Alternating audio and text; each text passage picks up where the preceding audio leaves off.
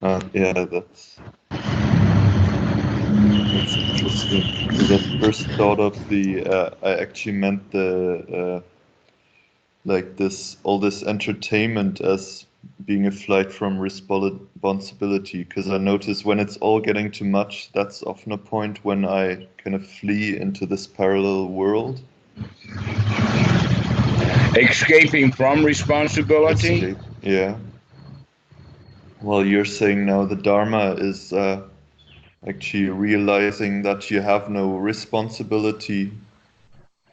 In fact, you can think of it this way. If you want a world to escape into the world of Dhamma. That's the one that's closest to the actual reality.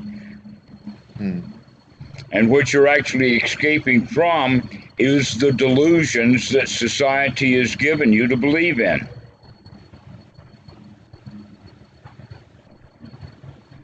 So instead of escaping into entertainment from that stuff that you feel burdened by, those responsibilities, and the normal way to do that is try to escape from all of that stuff by going into entertainment. And the more body parts to entertain one, the better.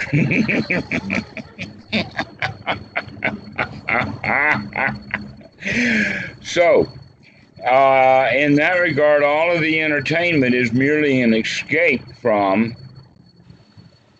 the responsibilities, but that world also has a built-in promise to it, because all of the films and videos and everything always have a particular outcome in mind, which means that in the first part of the film, people had to fulfill responsibilities. And so it's still, the whole movie industry supports all of the doing, all of the getting, all of the heroism, all of the competition, and we're better than they are. And keeps that whole delusional system going. It's hero's journey, maybe. I don't know if you know that term. What? No, tell me again. The hero's journey? That sounds like it, yes. Yeah, it's I like a don't know that model. exactly, don't know that work, but it's probably the story that I'm telling you. It's kind of how a lot of stories work. It's with a person and they meet an obstacle inside themselves or outside themselves, or often related, and then they work really hard to accomplish it. And then Exactly. it goes bad for a while, but then they overcome it and then everything's good. Right, that's exactly it. Everything is a multi-stage process. And then people bring that to the Dhamma, thinking that they're in fact having a conflict with something that needs to be resolved. And that conflict is the difference between who they are now and enlightenment. And that enlightenment is a concept that they carry in their minds. And so now they start striving for this concept because they've got it in the Western mentality that that's the way things are done. The real enlightenment is to realize you're already enlightened. Sit down, shut up, and enjoy your life. There's nothing to do and no place to go. And that the more junk you throw out, then the emptier things get. And we like it very much that things are really empty. Love it. And yet the whole world out there is telling you to fill up, to buy more, to get more. Be materialistic. Get some money. Enjoy, enjoy, enjoy, and yet nobody's enjoying. Everybody is suffering, climbing that steep hill. Huh? Yeah, and the whole teaching of the Buddha is just to quit that. If you quit more things, then for me it feels like things also get more intense, like because if I watch a movie, for example, it dulls me to a certain extent. I can push that to the side, and after a while I start suffering in Rather than different saying ways. dulled, would you say you become disinterested in it? That the whole intention of the movie was to keep you intensely interested in the movie. I, yeah, I guess so. Okay, So that's one the comes. job of the movie, is to keep you intensely interested, and it can't do its job because you don't have enough interest in it. Especially when you know that it's not real. That most of the stuff that you're actually looking at is not even real in the sense of all of those people. Most of it is just computer generated stuff, Yeah. and it's truly not real. And when you recognize that none of this is real, then our interest in the story is lost, especially since we know it's the same story in every movie, Mm-hmm. or at least a very few. Um, she wants him, so she hates him, and because she hates him, he wants her, and then she's got him. That's one of the favorite things. Great story.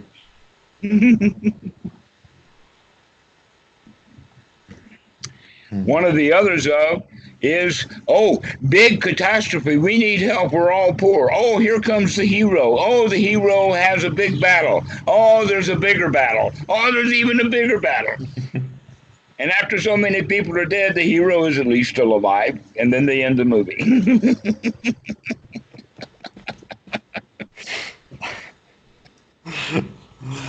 Makes it sound a bit ridiculous if you put it like that. Yes, but it's entertaining if people get really interested in it. Hmm. Yeah, I watched a lot of Marvel movies, these superhero movies recently. Every one It's of them like, follows that same one, that the same theme that I just gave you, except that they've got more than one hero and they all tend to survive. yeah, it's really, yeah. Hmm. Yeah, so that's an interesting one. So now we're looking at it. Okay, so we can escape from that world into a real world of Dhamma. In fact, the word escape that I'm using is commonly referred to in Buddhism language as refuge. I take refuge in the Dhamma. I take refuge in the Sangha. And I really take refuge in the Buddha. Thank you very much for giving us this teaching because it really opens one's eyes. And also, thank you so much for providing a Sangha, because for 2,500 years we've had a marvelous, large organization that's kept this Dhamma alive, not in book form, but in actual teachings and teachers, handing it down one student to the next in a lineage. And that Sangha is available to anyone who is willing to jump that high that quickly.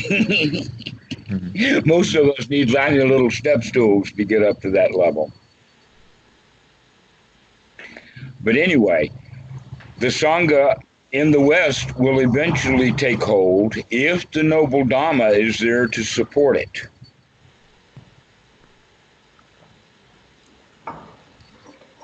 But until then, we have a whole lot of individuals that are diverse, beginning to know each other in the sense of who knows the Noble Dhamma and who doesn't.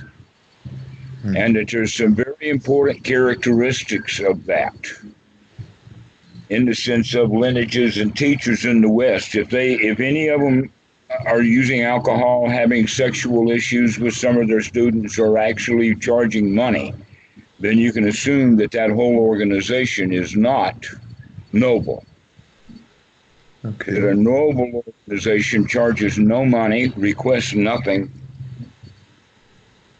abstains in teaching abstination of alcohol, and abstains and teaches abstination of sex. And yet, look at how many different organizations have had one trouble after another. And that's partly because people want to make money off the Dhamma. They haven't really converted, and here's the point, to that noble way of looking. They're actually just looking at Buddha Sasana, or the Buddhist religion, as just another way to make money, to make a living. Though what they're selling is enormously valuable, it's missing, it's like an enormously valuable box that's locked. And the real goods are inside the box. But they don't have the key. Even though the key's been told to them many times, they just don't understand how to take that key and put it in the lock. The key is a anicca, dukkha, anatta, especially anatta. And once you turn that key and you recognize, oh, wait a minute, now the box opens and the real treasure, the real Dhamma is emptiness, that everything is empty. All of those rites, rules, rituals, and responsibilities that you were talking about are empty.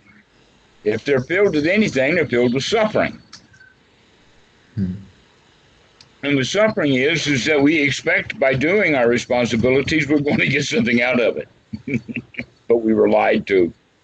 It's a bait and switch. And when one realizes that, you can just sit down and be happy. It's very hard to sit down and be happy. That's why it's a skill to be developed. It's a skill to be developed. We have to come through our anxiety so that we don't do things because of anxiety. We have to come through doing things because we want to get her done. We get through doing things intentionally to harm others, having arguments or spats. That in fact the whole point of that is that we see everybody as a friend instead of as a competitor. Husbands and wives even compete with each other, and they're the ones that should be the best of friends. Yeah. But is it the idea that anxiety, if you come through it at some point, it just becomes less and less, or that you just have a different relationship with it? Actually, the stronger your sati, the more often you catch yourself, and the earlier you catch yourself, so that you don't go off. In fact, the catching yourself is the recognition, oh, I'm going to take the good advice rather than do the old habit. And you make that over and over and over again, and you act wisely in the present rather than acting stupidly out of the past. And pretty soon that becomes a habit instead. Yeah. Yeah, I noticed that actually on Thursday evening or so, or Friday evening, I'm not sure, that I was able to do that. And one point to choose for, all right, my normal thing would be to watch another episode of a show now, but instead I decided to read a book about, Dharma book, I guess. That felt really good in that moment because I felt like I had made a choice that was in line with my values, I guess. And then next time it was too hard and I couldn't do it. But I tried to be aware that at least one time it worked out. And yesterday, all right, let that one be your guide. You know now that you can be successful at it. So the next time it comes up, you can say, hey, I did it once, I can do it again.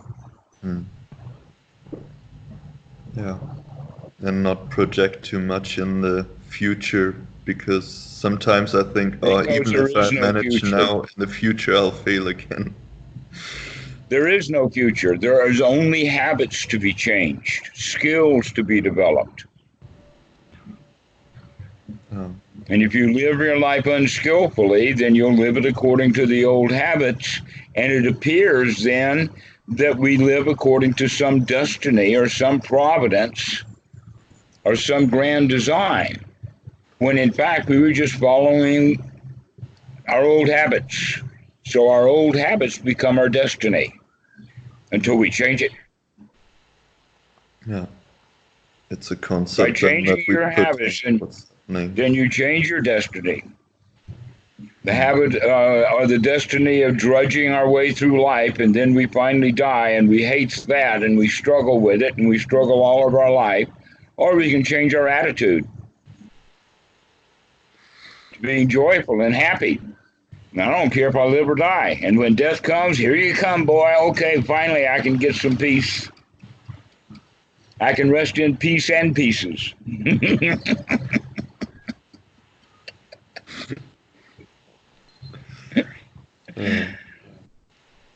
But we have to come to the face of death, because in fact most of your responsibilities is based around punishment.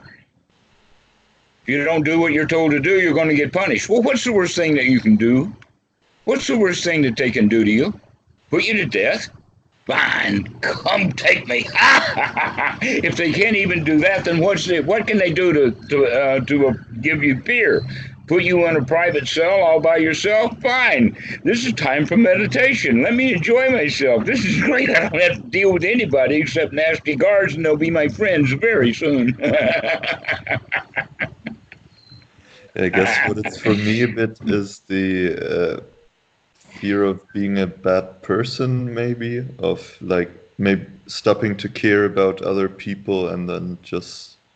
Who said that you were going to stop being compassionate? Finally, in your life, you have a chance to be compassionate, to be friends with people. You can stop competing with them and be friends with them instead. That's compassion. To help somebody that you know needs help because you're looking at them and they're friends with you. Then you can really be compassionate. You don't lose your feelings for the world. In fact, you might even shed a tear or two for how sad this poor world is, and look how many people are suffering because they have no clue of the Dhamma. But you're not going to be able to teach the Dhamma until you're really happy about it, until you've really got it, until you're set on fire of happiness. Then you can teach the Dhamma. But where does compassion come in then? From the contrast compassion of happiness? Is nothing but right view. Right noble view is compassion. Right noble view is investigation, and you keep looking, but you don't take a position or a viewpoint. You keep moving around and looking at things the way they really are, and part of that process is really looking at the way that somebody is actually experiencing things probably better than they do. So I can see people the way they feel. I see it in students. I see it on the street. When I look at people, I really look at them. That's compassion, is really really look at what's going on. Other than that, compassion is a concept. Part of your responsibility bag. But with noble right view, compassion naturally arises.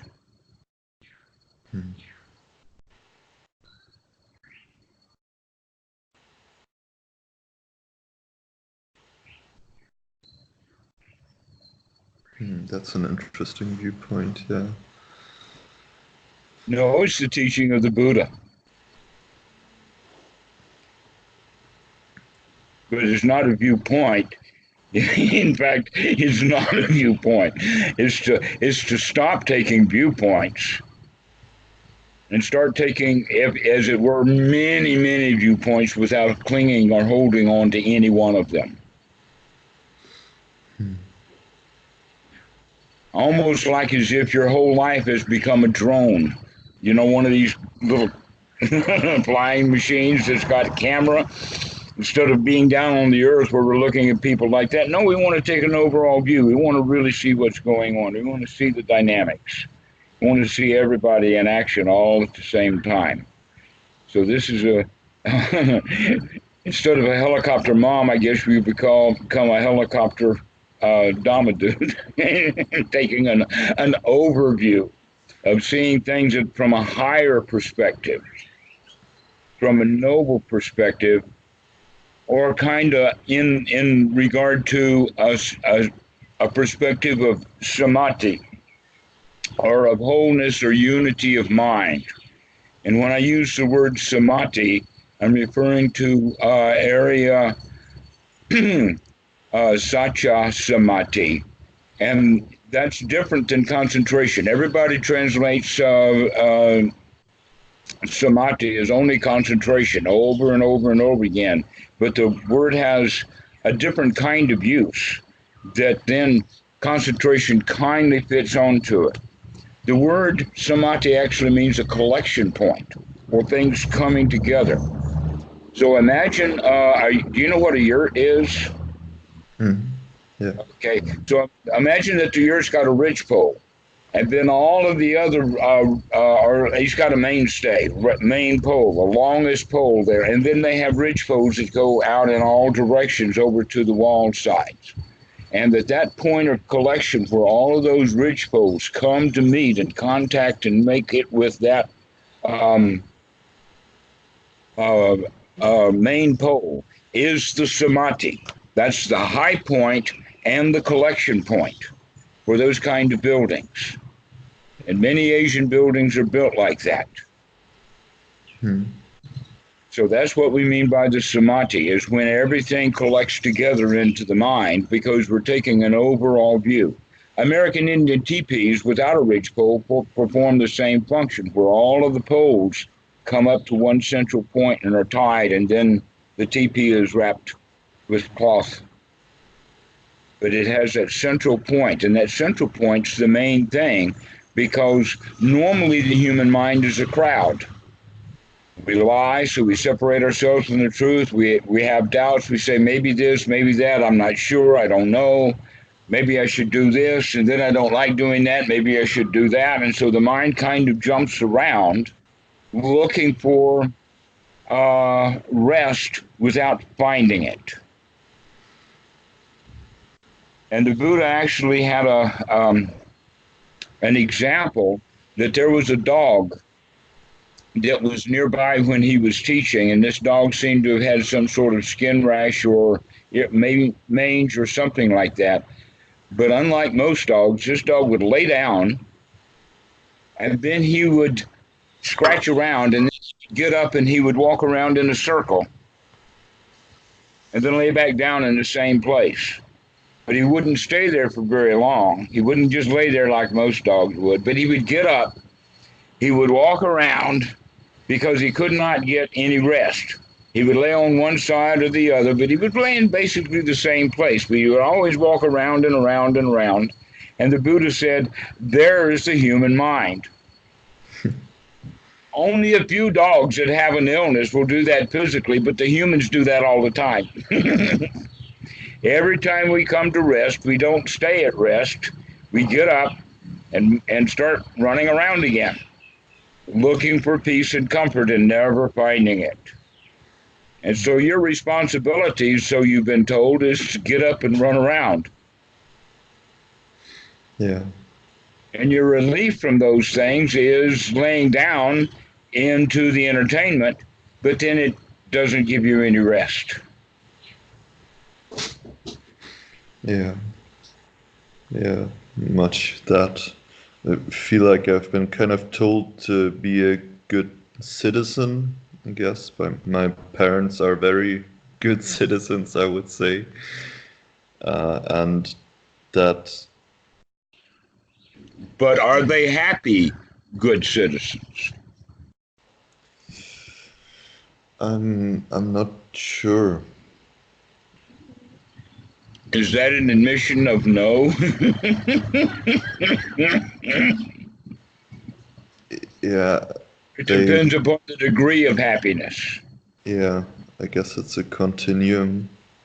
All right, here's a question then. Would they continue to be completely happy if they stop being good citizens?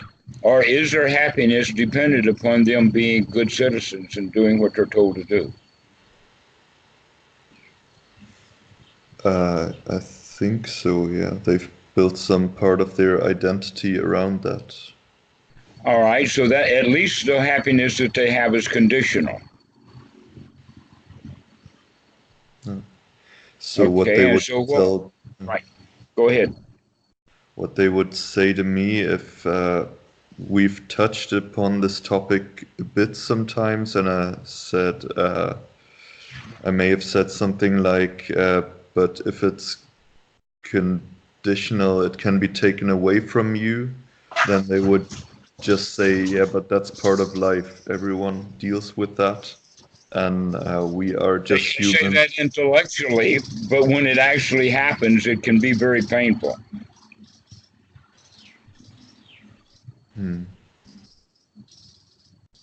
Yeah.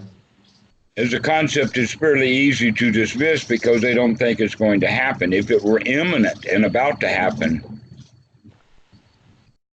then they might have a different attitude about it. So here's the point, is that it's not about being a good person or not being a good person. It has to do with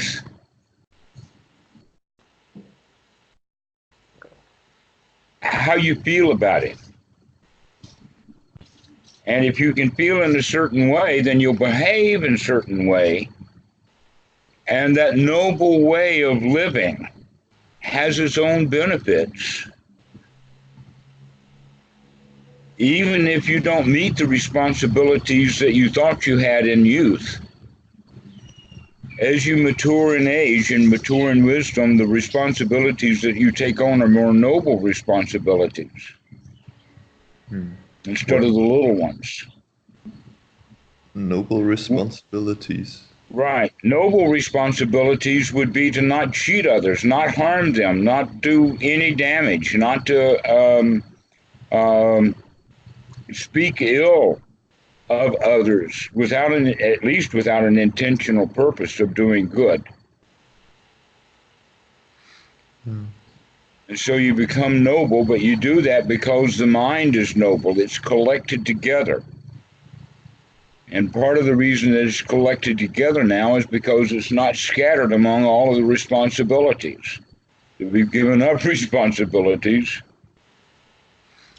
then in fact we give up the entire world and take on, and when I say the entire world, let's call it the world of laws, rights, rules, rituals, do what you're told to do things what you're, the propaganda, fake news, real news, all of that kind of stuff, and recognize that we can put that aside and know that our happiness is not dependent upon any of that. I'm still noticing some doubts also in talking with other people, that they say, but that's just not realistic. And we're social animals, for example, and we just need the support. Absolutely. So let's look at that, because see what we haven't done yet is I'm just talking about to put something new in place. And you haven't to understand what that new in place is, and so it sounds like it's anarchy rather than something that's better. That in fact what I'm pointing out is all of the stuff of the world is subject to suffering and therefore is fairly low class, and we need to put something higher class in its place. And that if you put something higher class in its place, one of the things that will become noticeable to people is that the way that you behave is a higher class. Okay. That this can be seen. Noble behavior is recognized and appreciated even if it's never mentioned. And one of the qualities of noble behavior is friendliness, a smile, happiness, a willingness to help, but only when you're asked to help. That we stop volunteering for anything.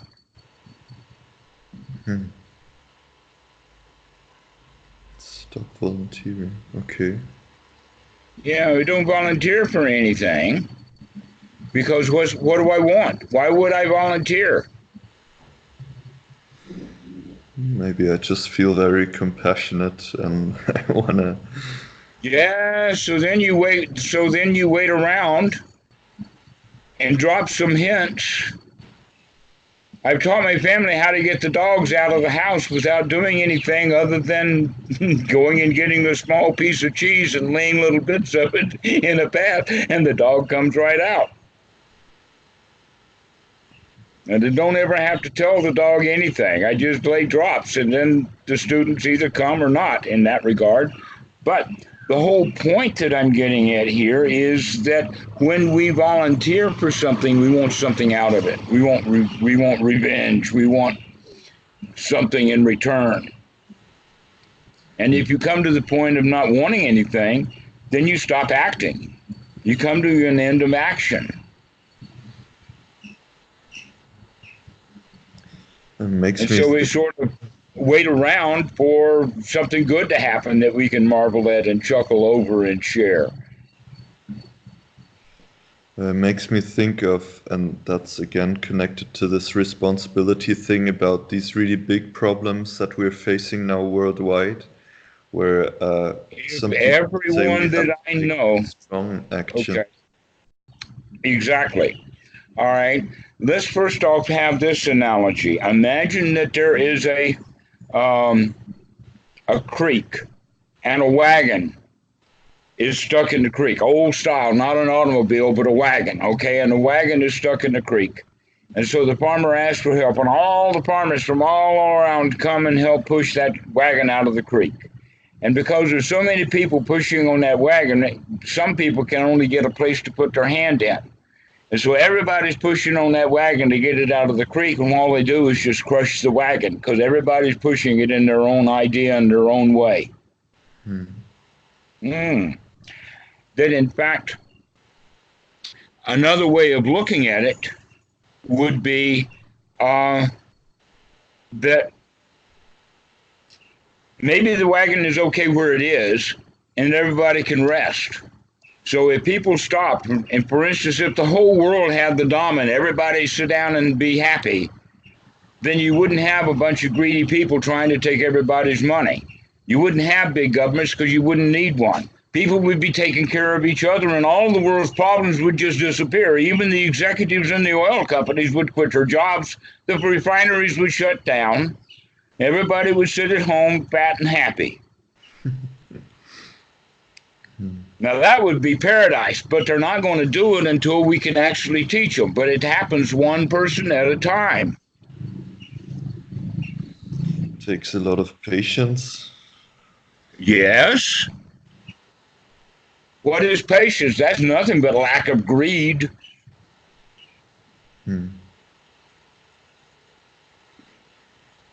By the way, I've got another student who is calling. Is it okay with you if I add him to the call? Yeah, sure. All right.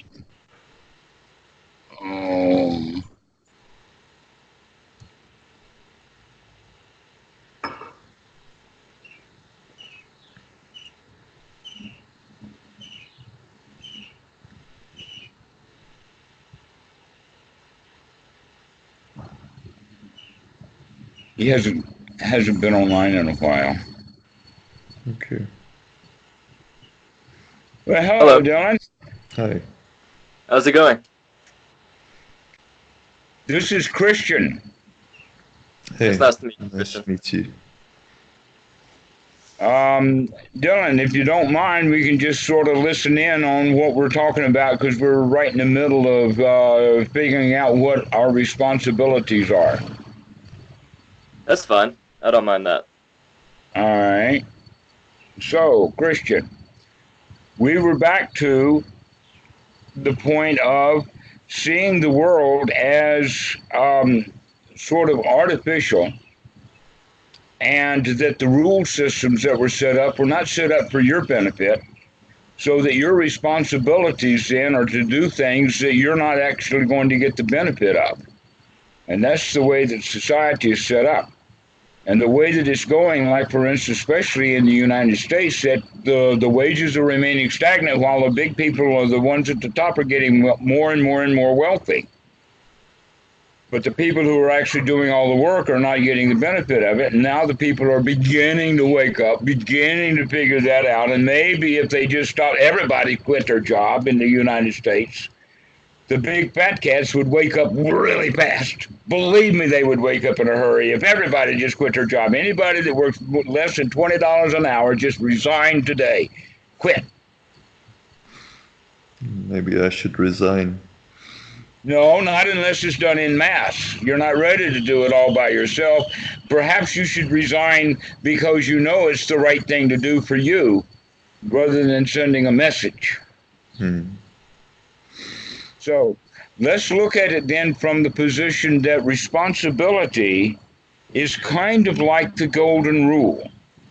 And there's three kinds of golden rules. Let's set the one of Jesus aside because everybody knows that one, and that's actually friendship. Treat others the way you would like to be treated is actually a quite marvelous thing, and that's why it's been labeled as golden rule. But there's two other golden rules that need to be looked at. The first one And the one that's really the big one now is he who has the gold makes the rules.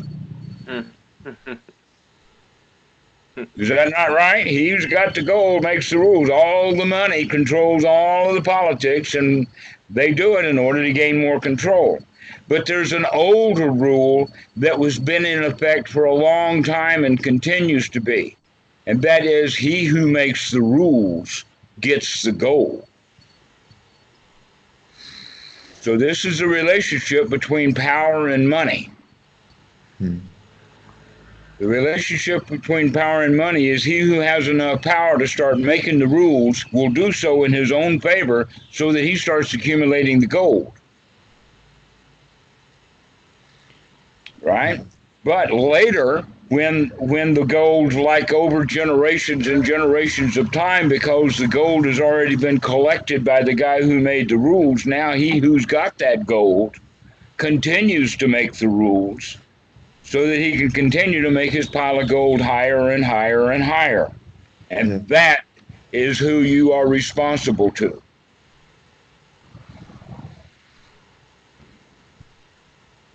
Sorry, but we can break that down into three groups. The three groups are big business, big government, big religion, and adding a fourth, big education. And they're all in the same game. The educational system takes little kids and puts them into the system. If you work hard and learn what I have to teach you, then you can graduate to the next grade. And they keep telling them that all the way sometimes into far past adulthood. But then you have to buy a car, get a house, get a job, and get to keep getting into deeper and deeper into fulfilling your responsibilities. And when you recognize that that's a game to play, and that you don't necessarily have to play the game, you can understand it. Well, the Buddha really did understand it. He understood this whole system so much so that he had a Pali term for it. It's called Sila Bhatta Paramasa. And what it means is attachments to rites, rules, regulations, rituals. And you can see that it's even buried down to the instinctual level of the nesting instinct, because he who runs the nest is the leader. He makes the rules. If you don't follow the rules of the nest, out you go, you're dead. That happened when we were still sleeping in trees and fully covered with hair. And so we've been doing this rule thing for a long, long time, and it's gotten deeply buried. The Buddha calls it an underlying tendency to follow the rules. And what I'm asking you guys to do is to wake up and recognize that following these rules are not to your advantage.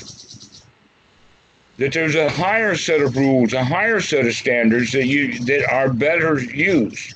And that higher set of rules, that higher standard, is actually the teaching of the Buddha and can be said in just three little words.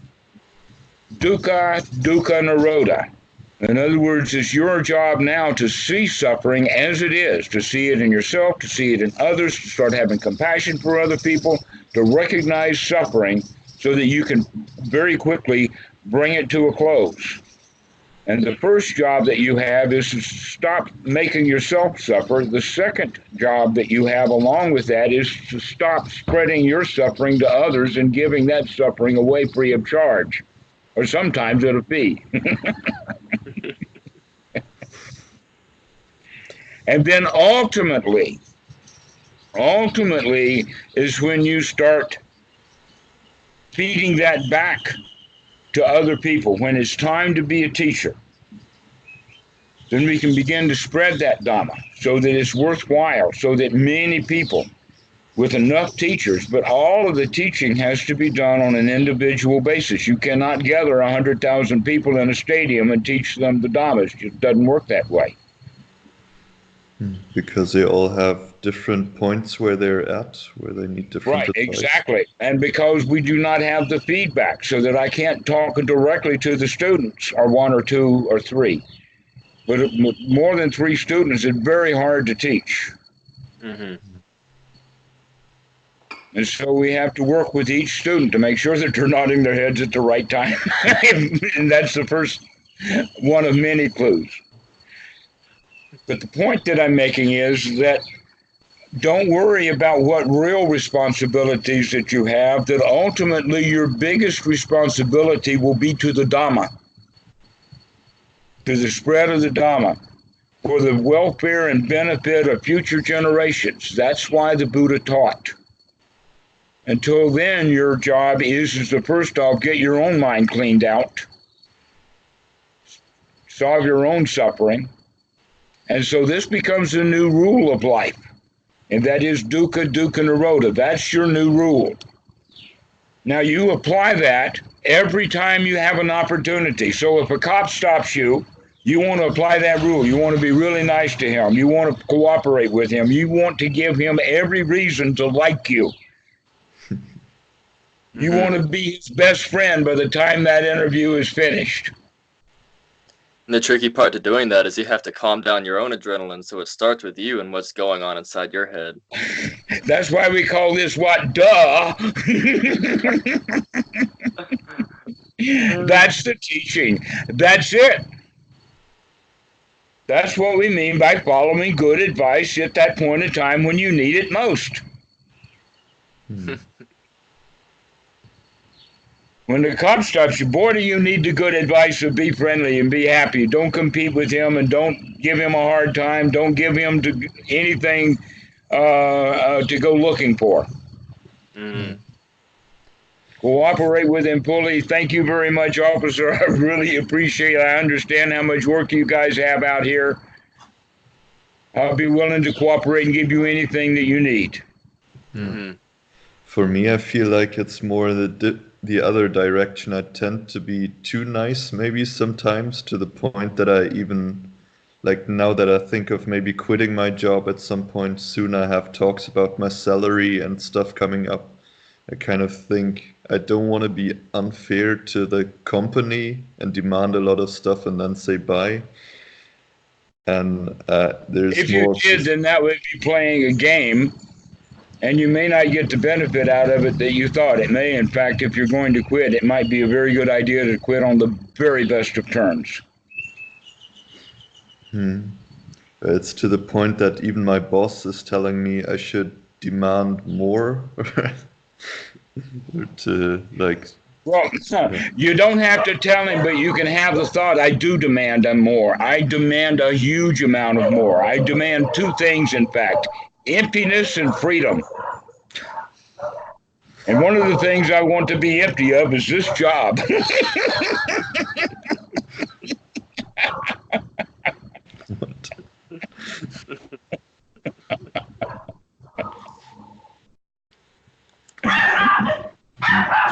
I fully get that.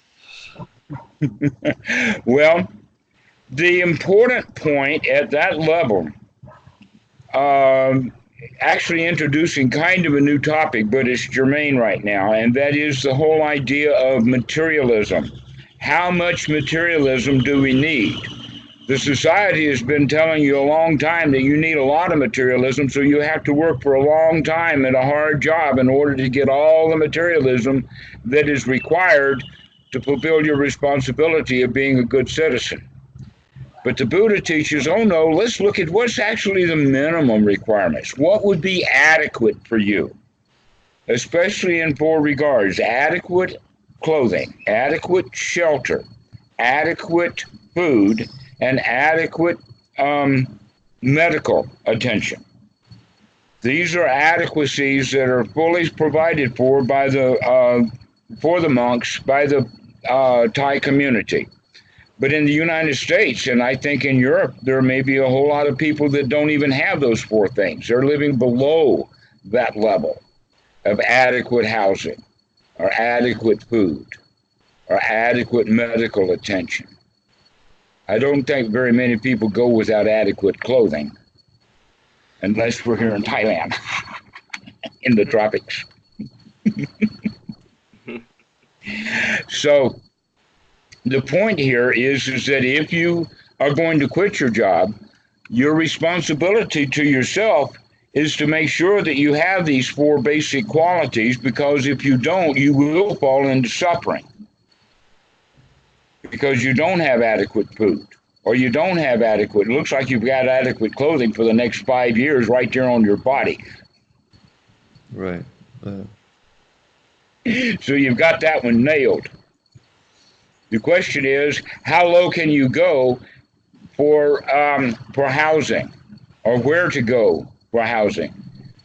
Can you live in a community of others so that you can share housing with like-minded nobles who are friends with one another, rather than kids that are trying to save a buck and fight with each other over what's in the refrigerator? I've been there too. Student housing.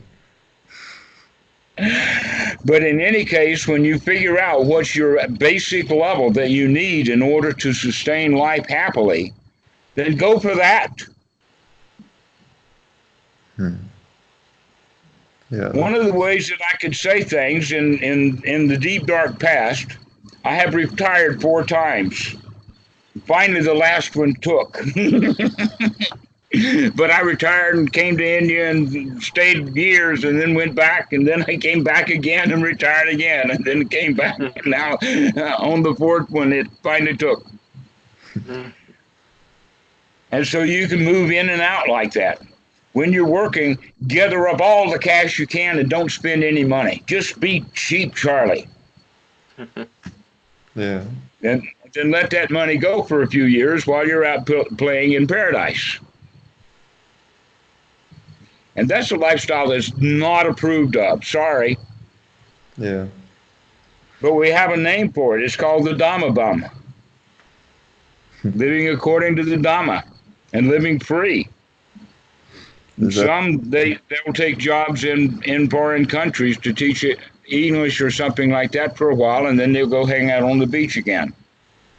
And this is a perfectly excellent lifestyle, as opposed to being in a business suit and grubbing for money and harming people and all of that kind of world.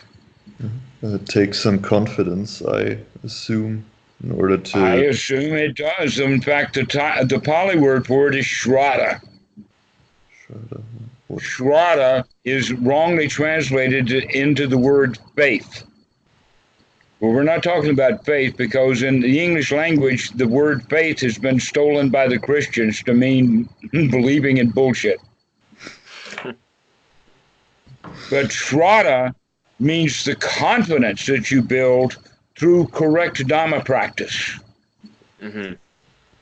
That when you come to that first knowledge, that you know that no matter how obstructed the mind can get, you can clean that stuff out, you can come back to the here now, and you can enjoy the benefits of being here now.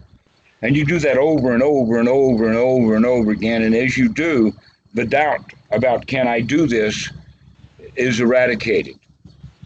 So in fact, let me talk to you like this about doubt. Doubt has 2 major components. One of the components is doubt about who you are in the sense of responsibility. In other words, are you in relationship to the world?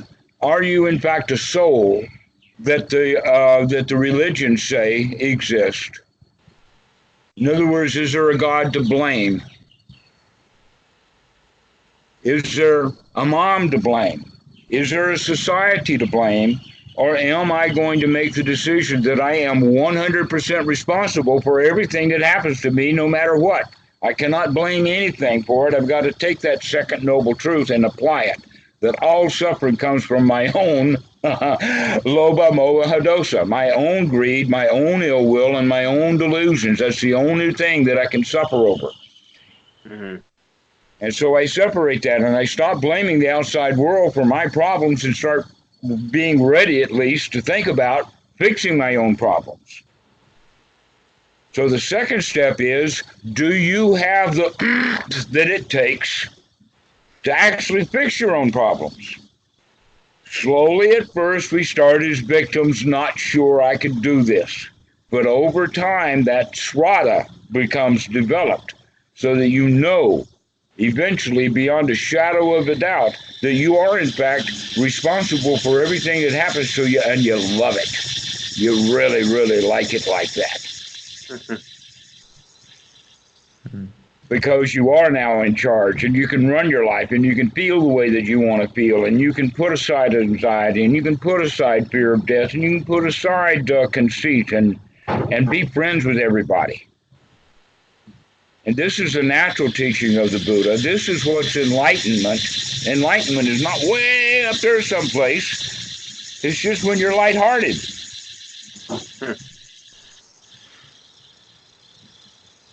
When you're free of the responsibilities of the world, when you're empty of that kind of baggage, that's real freedom. You can be friends with anybody. You don't have to compete with anybody. You can just be friends. The Pali word for that is Kalya Metta. And that's strongly recommended in Buddhism, that we should treat everyone around us as friends, not as competitors, not as one up, one down, not as senior to the other, but everybody is friends. Yeah, that actually reminds me of the question that I meant to ask you when I called you, which is, how do you maintain mindfulness in social interactions? Because I find that it's easy to maintain mindfulness on my own. Just disallow it a little bit whenever I'm talking to people and I get either lost in thought or absorbed in the conversation or whatever. That's an excellent question. And is fairly, let us say, far along in the practice. Because, in fact, the Buddha recommends that we start in seclusion so that we don't have to deal with others. And so when you're alone, it is actually, we're capable of developing. So then when we're in the world, but not necessarily around people, but we're not just sitting still, but when you're working with the computer or whatever like that, there are certain techniques that we can do that's going to build mindfulness up fairly quickly, because we want to keep doing it throughout the day. One of them would be setting a timer on the cell phone, and every time it goes off, we say, never mind, stop everything. Take a deep breath, relax, have a little Dhammarato moment, be here now, and really, really delicious moment. This is great. And after we really come back to be here now, then we go back to whatever we were doing, and then the alarm goes off again, and we start again. Isn't it wonderful to be here now? Oh, I love the Dhamma so much. Oh, thank you, Buddha. Thank you. And so we do it again, over and over again. But then there's more to it, if you like. And that is, every time that we get out of a chair, we do it with intention. What did we want? Many people will get out of the chair and go to the other room, and then they'll say, wait a minute, what did I want? So we're going to change all of that and a whole lot more. When people get out of a chair, they almost always go from sitting to walking. The way that we put our feet and everything about getting out of the chair has to already do with walking. So we're going to change that completely by saying, no, we're going to put an intermediate point in there by standing. So we're sitting down, and when we stand up where our feet were when we were in the chair, and we just stand there, and we take a deep breath, and we remind ourselves, why did we get out of the chair? Right. And then we go to whatever we were going to do. The next one in that same regard is every time we come to a closed door. If the doorway is open, never mind. But if it's a closed door that you have to take an action to open the door in some way, then what we do is the same thing. We come to that door and stop and have the intention, or why am I going through this door? What is my intention to go through this door? And when I get that cleared up, then I'm going to open that door and proceed through. The next one, and I'm giving these in rapid order. I don't know if you can remember or not. These things take quite a while to really establish. In fact, they're even difficult to establish by talking to them about you really fast. But the last one is, in this part about being alone, is whenever you're about to sit down, make mental note that as you're sitting down, you're going to go into as deep a relaxed state as you possibly can, that you're literally going to take not only a load off your feet, but you're going to take a complete load off your mind. Take a big, deep out breath and just let it out. Let it be a really powerful nibbana moment. start enjoying that third noble truth. Really get into it and let yourself be completely at peace as you're sitting down after you've gotten up. Let this be a complete relaxation. All right. So now that you're established in those kind of things, so that you're waking yourself 30, 40, 50 times a day and coming to the here now that many times a day, then naturally you can go to this next step of how am I going to deal with other people.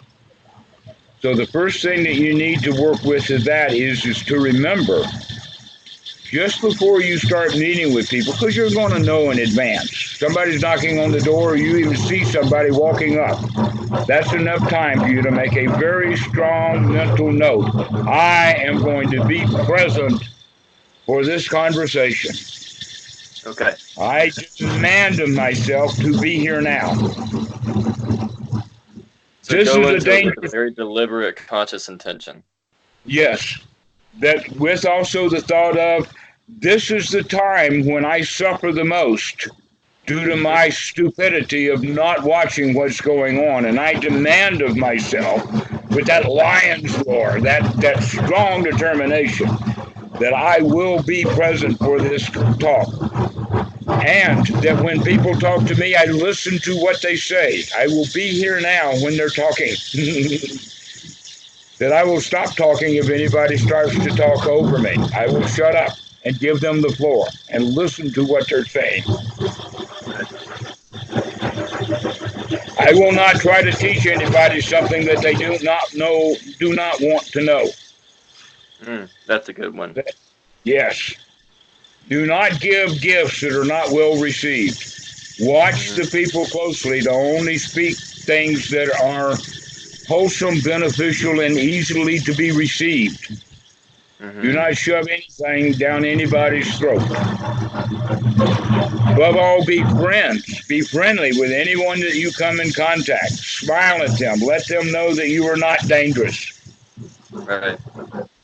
Even if you are.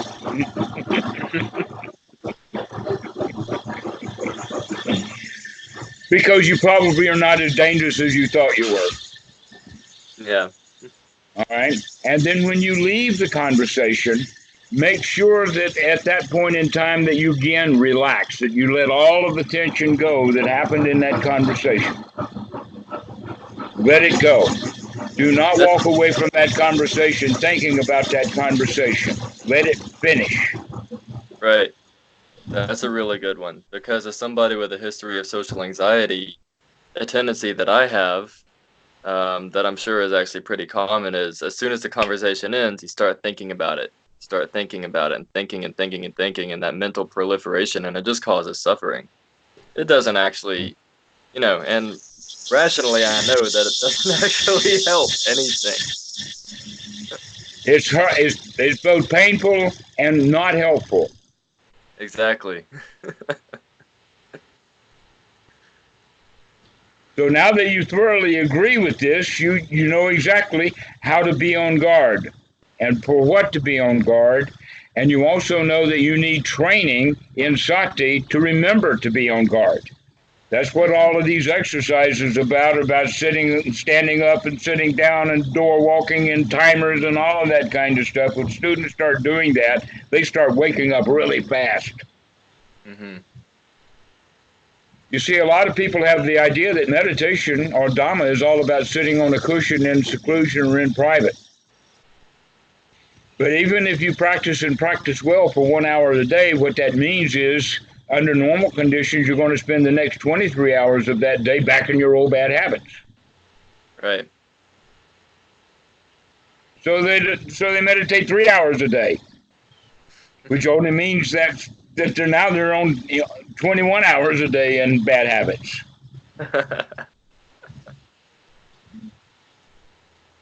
But when we start practicing with these wake-up triggers, then we begin to start waking up and remembering very, very quickly, over and over and over and over and over again. So we're laying a new foundation, basically almost like we're practicing a musical instrument.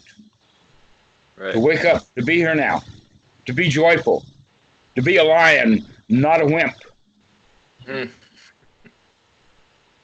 And I just mentioned the 4 qualities of the Eightfold Noble Path that we need the most. And when we use those things, then we become unified of the mind, so that we become a pinnacle or a noble-minded one. And so we need Become those 4 undivided. things. We need that right view, that being mindful and awake is less suffering or no suffering as opposed to being asleep. That's one's right view. That's an amazing part of right view. It is better to be awake and be here now than it is to rummage around in the past or the future or think about things or let the mind wander. No, be here now. And what I mean by be here now is basically to be in the senses, to be seeing what you see rather than thinking about what you see, to actually hear what you hear rather than thinking about what you hear. And most of all, with the body, to feel what the body is doing, to be here present, to be here now, so that we've got the senses of alert, awake, and we're in this present moment solidly. And we want to practice that over and over and over and over again until it becomes its own habit. This is the right way to practice. It's not, we only use the cushion to get ourselves started, to get it kick-started so that we know what to do. And now we start putting it into practice all the time, anytime we can think of it. But the most important quality at that point is don't give yourself the challenge, oh, I've got to do it all the time, because that sets yourself up for failure. So that every time you say, oh, I wasn't doing it, then that's a reason to suffer. We always have to make it positive. You give yourself benefit. It may have been 2 weeks since you had your last mindfulness breath, but when it comes, oh wow, this is so good. And I do not have to say, and I should have been doing this all along. There is no reason to put that piece of crap into it. So what do you do when that comes up automatically? What comes up automatically? The thoughts of, I should have been doing this all along, or whatever. See them. See them. And when you see them, you say, aha, I caught you. You're a shoulda. I know about shouldas, wouldas, and couldas, and you're a shoulda. I caught you. That's how you deal with it. Okay. And soon those shouldas will hide in the woods. Because they know what happens when they come up. Aha, I caught you, you shoulda. This is the right attitude, the attitude of a lion, that you are not a victim of those should-haves. Oh, and the attitude that it's fun, too. You can make a game out of it. Duh. Which means that life becomes a joy, life becomes a game, life becomes a dance. The Pali word for it is Leela. The whole world is in a dance. Everything is dancing. Everything is joyful. Everything is playful. And it's only the human beings that are suffering their way through it. Right. Right.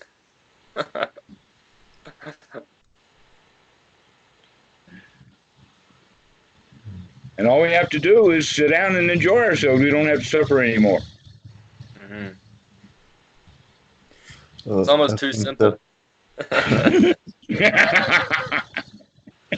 think that's some good closing words for me. I gotta go work soon. So. I gotta go.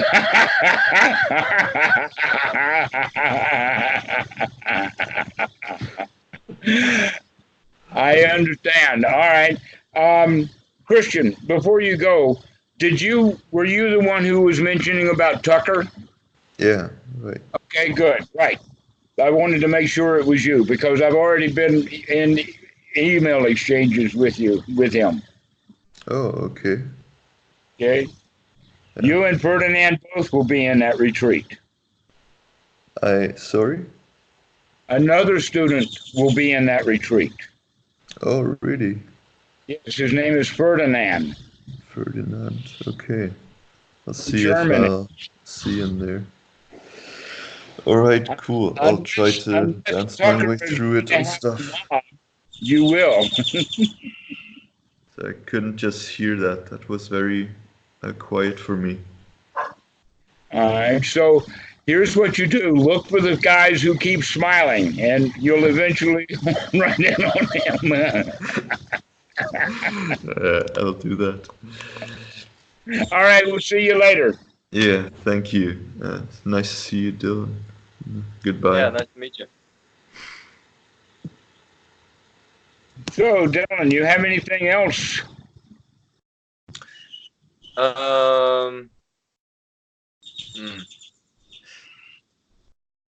Yeah, something that's just now coming to mind. In the suttas, it talks about having wise friends, hanging out with wise people, which sort of goes along the same lines of what we've been talking about. So how do you go about finding wise friends? How do you distinguish them from everyone else? Where do you live? Nearby Asheville. Asheville, that's right. That's right. Okay. Actually, Asheville, North Carolina is a place that you're more likely to find noble-minded people than you will in other places in the U.S. That Asheville has been a hot spot and has been known to be a hot spot since the 1970s. Right. Okay, and you probably already know that. So you're going to find meditation groups, you're going to find sittings, you're going to find, let us say, a Rinpoche or two. There are groups of people who have gotten together to get some land so that they can actually go to that piece of land and check out. Yeah. They've built their own Sanghas. That's happened on more than one occasion or more than one place in Asheville. Literally, Asheville is a really good place. You don't have to ask me that question. You know what's going on there better than I do. And so that's the kind of communities that you would want to go for, are those who already know enough about Dhamma to want to leave the world, or at least to gain some value out of the Dhamma.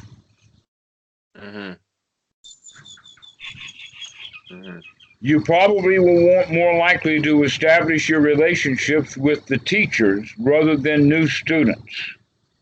Right. Okay, I'll look into that. Another thing that's coming to mind just now is recently I've been noticing, and this also kind of ties into the same theme of losing mindfulness in social situations. So recently I've been noticing that when I talk to somebody who's a little bit more neurotic or has more negativity going on inside themselves, I find myself taking personal responsibility for that, as if, you know, and rationally I know You that. have enough dukkha and you want to take it on free of charge. And it's not mine. I know that it's not mine. Exactly. Please recognize that everyone has to participate in that second noble truth, that you are not responsible for other people's behavior. So how do you reconcile that with having compassion for those people? How do you have compassion for somebody without taking on Be friendly with them. Be friends with them. Smile when they're talking. Don't disagree with them. Okay. Cajole them. Have pity upon them and express that. Oh, I'm so sorry to hear that you can't get along with your Uncle Tom. Yeah. Or whatever. Yeah, neurotics need love too. Believe me, we love too. We really need love. You will have a lot of friends if you're good to the neurotics. Yeah. There's a lot of us out there. One of the qualities of the neurotics is that they talk too much, especially the ones who have neurosis due to anxiety, which is what I assume. So they talk a lot. They keep talking and talking and talking and talking. Let them talk. You can be happy while you smile. When they talk about suffering, you say, yes, I see you suffering. And then occasionally you can say, but you can smile instead. Yeah. Yeah. So that's how you deal with it. Be friends, be happy, and be silent. Be receptive. Pardon? I said be receptive. Yeah, that's how you will be received.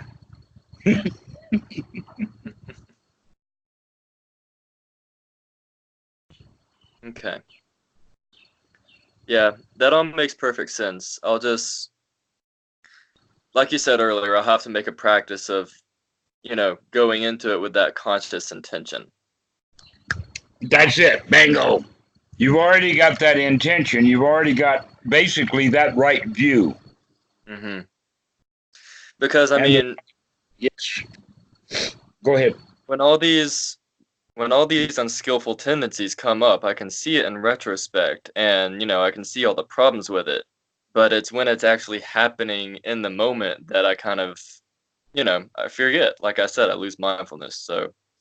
Right. So that means that you need to be prepared in advance. Bad feelings, 5 seconds ahead.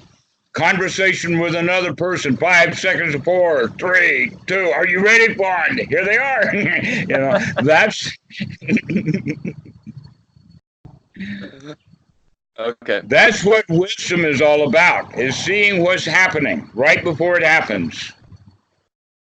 Mm-hmm. Okay. It's almost like trajectory. If you see someone pointing a gun, all you have to do is look, and you can figure out what they're going to hit, what they're shooting at, before they pull the trigger. That's right. Wisdom, is to be able to see trajectory, to be able to see, oh, this is not the right alley to walk down tonight. Gotcha. Okay. So, yeah. But you have to be ready for it. That's what mindfulness is all about, is to wake that part up and say, be on guard. Mm-hmm. Mindfulness and intention. Well, in that regard, I would call it right effort. The right effort to be happy, the right effort to come out of the old ways of dealing with people, and the effort to deal with them in mindful, happy, intelligent ways. Right. And the effort to not take anything too seriously. That's the right attitude, though. That now we're dealing with attitude. So now we've done all 4. Right view, right memory, right sati, right effort, and right attitude. Mm-hmm. The attitude of friendliness, the attitude of we're in this together, the attitude of watching for suffering so that we can avoid it. Right. Imagine that the world is like a cow pasture, and you've got to walk across that cow pasture, and you have to watch every step, because if you don't watch where you're going to wind up to your shoelaces in cow pies. Right. Okay. That makes sense. Mm-hmm. Yeah. And by the way, you know who left those cow pies? Sorry? There they are. I say, and by the way, you know who left those cow pies?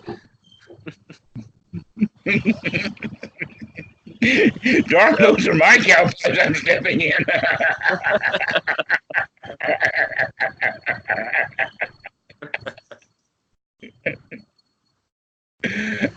Yeah.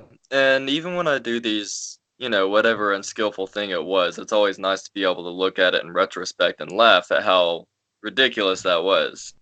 Mm-hmm. Yes, even if you see it after it happens, you can still do, aha, I caught you. Finally, I caught you. But you've been had now. You've been seen. And I'm going to be watching for you next time when you come up. I'll catch you before you get here. Right. Okay, yeah. It's going to be fun to start putting that into practice. Excellent. I'm glad that you called. It's been a while. Yeah, I actually might start calling more frequently now because I got this new job and I'm working night shifts, so it should fit into my schedule a little bit better. Excellent. That's Yeah. great. Yeah. So never mind, we'll start again.